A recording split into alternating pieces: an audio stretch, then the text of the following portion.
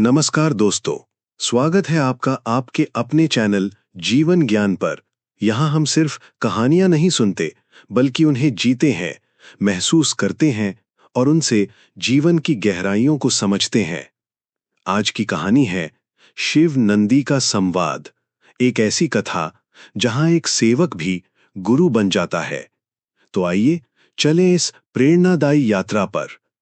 कैलाश पर्वत की चोटी पर बर्फ से ढकी गुफाओं में भगवान शिव समाधि में लीन थे। उनके सामने बैठा था उनका प्रिय वफादार नंदी बैल। नंदी सिर्फ शिव का वाहन नहीं था, बल्कि उनका सेवक, उनका साथी और उनका शिष्य भी था। दिन रात नंदी बस एक ही काम करता था, शिव की सेवा और उनका ध्यान। वो सोचता था, मेरे जीवन का उद्देश्य सिर्फ भगवान की सेवा करना है, यही मेरा धर्म है। लेकिन एक दिन नंदी के मन में एक प्रश्न उठता है। उसने शिव से कहा, प्रभु, क्या सिर्फ सेवा करना ही पर्याप्त है? क्या मैं आपके जैसा ज्ञान प्राप्त कर सकता हूं? क्या सेवक भी कभी गुरु बन सकता है? शिव मुस्कुराए, उनकी आंखों में करुणा थी। उन्होंने कहा, नंदी, आज से तुम सिर्फ सेवक नहीं, मेरे शिष्य भी हो। और याद रखो, सही सेवक ही एक दिन सबसे बड़ा गुरु बनता है। नंदी ने विनम्रता से पूछा, लेकिन प्रभु, ये कैसे संभव है? मैं तो एक साधारण प्राणी हूं, ना मेरा ज्ञान गहरा है, ना मेरी शक्ति बड़ी। गुरु तो वही बन सकता है जिसके पास विद्या और अनुभव हो। शिव ने उत्तर दिया, नंदी, गुरु बनने के लिए केवल विद्या ही नहीं, बल्कि वफादारी, धैर्य और निस्वार्थ सेवा चाहिए। जो दूसरों के लिए बिना स्वार्थ के खड़ा होता है, वही असली गुरु है। तुम्हारी सेवा ने तुम्हें मेरे सबसे बड़े शिष्यों में शामिल कर दिया है। कुछ समय बाद कैलाश पर ऋषियों का आगमन हुआ। उन्होंने शिव से कहा, प्रभु, हमें आपके दर्शन करने हैं, आपका ज्ञान सुनना है। लेकिन शिव उस समय गहन ध्यान में लीन थे। उन्होंने नंदी से कहा, नंदी, जब तक मैं ध्यान में हूं, इन ऋषियों से संवाद करो। उन्हें समझाओ कि धैर्य, सेवा और समर्पण ही असली ज्ञान है। ऋषि चकित हो गए, एक बैल हमें ज्ञान देगा?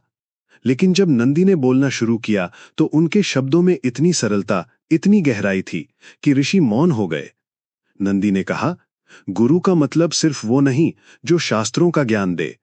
गुरु वो भी है जो आपको जीवन जीने का तरीका सिखाए।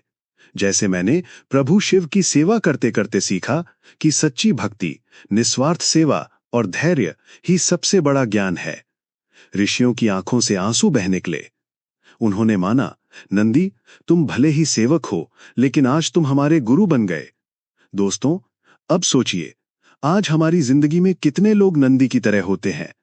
कभी ऑफिस में कोई छोटा कर्मचारी जो चुपचाप मेहनत करता है, कभी घर में मां जो निस्वार्थ सेवा करती है, कभी समाज में कोई ऐसा व्यक्ति जिसे लोग छोटा समझते हैं, लेकिन उसके कर्म हमें जीवन का सबसे बड़ा पाठ सिखा देते हैं।